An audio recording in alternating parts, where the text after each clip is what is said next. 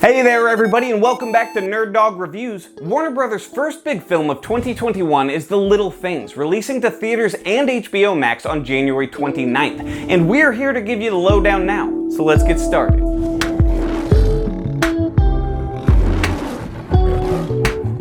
The Little Things is a neo-noir crime thriller with a powerhouse cast consisting of 3 Academy Award-winning actors. Denzel Washington plays Joe Deacon, a small-town sheriff's deputy with a dark past. Rami Malek is Jim Baxter, a prominent up-and-coming homicide detective with the Los Angeles Sheriff's Department, and Jared Leto is Albert Sparma, an all-around creep and scene-stealing villain. Did you ever notice that Jared Leto always plays a great villain? You gonna be my friend? That Jared Leto usually plays a great villain? So right from the start, we have 3 great leads. The story follows Denzel's Joe Deacon, who is tasked with retrieving some evidence from the Los Angeles Sheriff's Department that's related to a case his department is working on. He's hesitant to take on the task, but he's the low man on the totem pole and doesn't really have a say in the matter. Once there, he starts off on the wrong foot with Malek's Jim Baxter.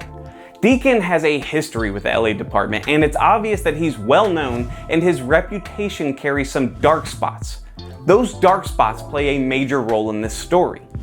LA is being tormented by a serial killer that has the entire city in a panic. This creates the connection between Malek and Washington's characters. They end up teaming up to try and catch the man responsible, and in doing so, they go down a dark and windy path.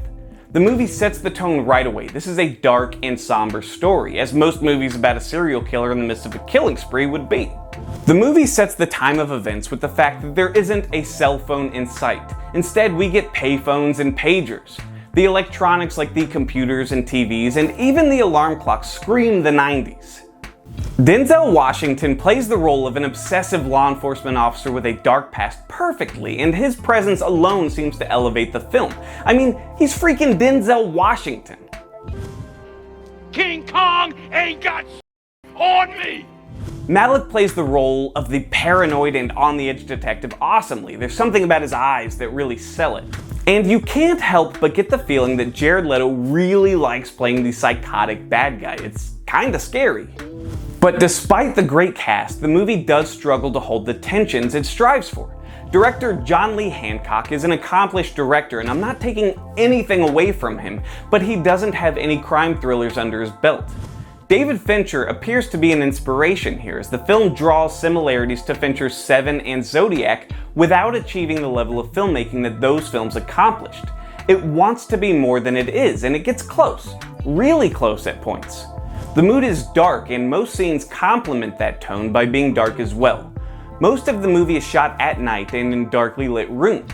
The movie also struggles with what it wants to be, a true and realistic take on police work or a Hollywood movie exaggeration of what police work is. It bounces back and forth between believability and far from believability. Even in the 90s, a lot of what we see here wouldn't fly. I mean, the fact that Denzel, a cop from a different department with a bad history, is allowed to be such a major part of an ongoing murder investigation isn't exactly realistic, but that's kind of nitpicking. Most of our time is spent with Denzel's Joe Deacon. There are really 2 mysteries unfolding on screen. One, the primary one, is the mystery of the murders, but the second is the mystery of Joe Deacon's past. Something big happened to this man. Something that has haunted and consumed him for years. Something that changed his life and is coming back into play amidst the murders plaguing LA. His dark history and obsession with catching the murderer are the major driving forces of the story. But with a runtime of over 2 hours, there are some lulls. The movie is a sandwich, with a great opening and a great finale, but filled with a center that isn't as great, like a bologna sandwich with mayonnaise in its center. My final thoughts are this. The cinematography and use of music are on point. The cast is great, but their characters aren't as great as the people performing them. The movie fails to hold the suspense throughout, but when it lands hard. All in all, when it's done well, it's great, and when it's not, it's okay. It's never bad, but it's seldom spectacular. It's worth the watch, but it's no masterpiece. It's above average, and while that's not necessarily a glowing review, it's something considering we're in a movie drought these days.